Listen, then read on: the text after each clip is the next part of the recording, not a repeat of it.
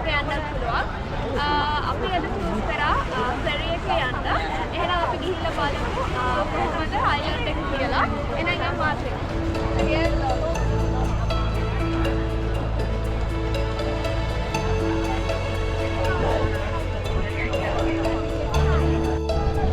අපි දැන් ෆෙරි එක ගන්න පියර් එක දිගේ යන ගමන් ඉන්නේ.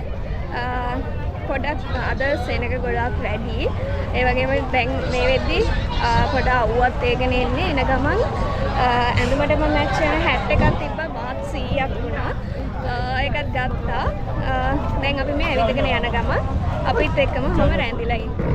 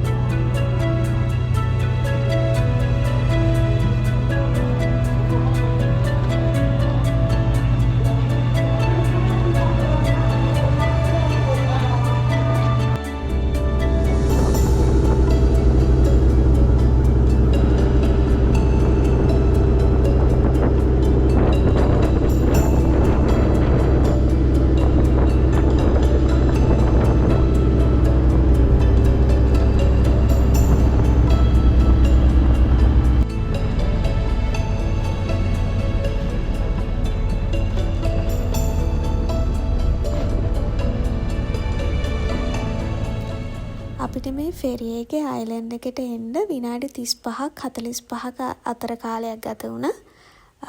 දැන් ඊළඟට තියෙන්නේ අපි ප්ලෑන් කරපු අයිලන්ඩ් ටුවර් එක යන්න. එහෙනම් ඉතින් අපිත් එක්ක ගිහිල්ලා බලමු.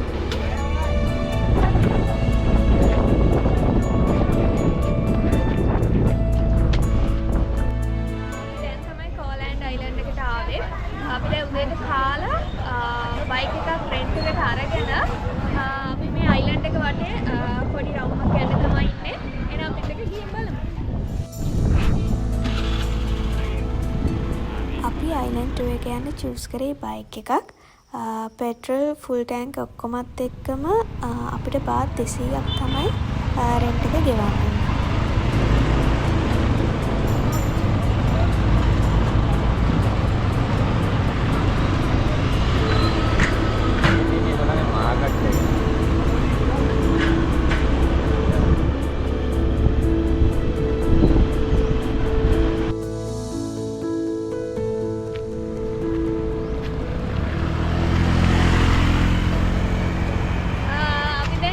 බයික් එකත් හයර් එකට අරගෙන දැන් අපි යන්නේ නල් බීච් එක පැත්තට.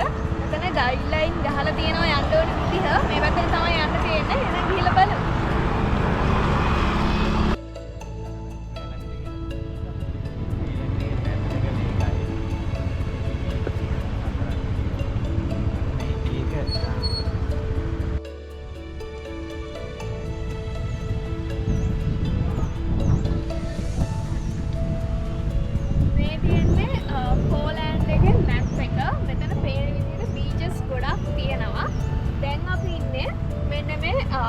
නෝල්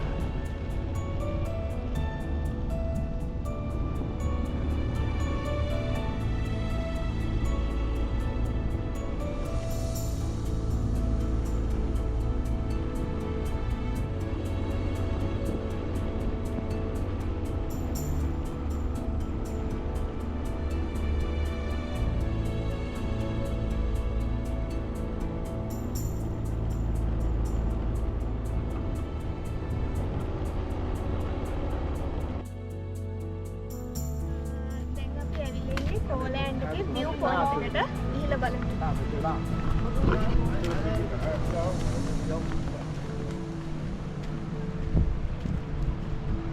view point එකේ ඉඳලා බලද්දී මාරම ලස්සනට පේනවා. ක්ලීන් නිල් පාට මුහුදත් එක්ක අවට වටපිටාව මාරම ලස්සනයි. හරියට නිකන් මෙතන ඉඳලා බලද්දී මට නිකන් චිත්‍රයක් වගේ තමයි මේ හැම එකක්ම පේන්නේ.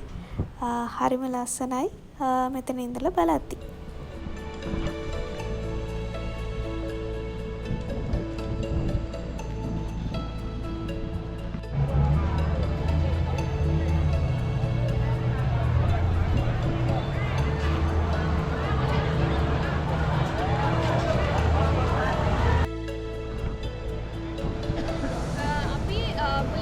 view point එකේදී දැක්ක මේ පල්ලහැට තමයි දැන් ඇවිල්ලා තියෙන්නේ. පොඩක් ඇවිදලා බලන්න.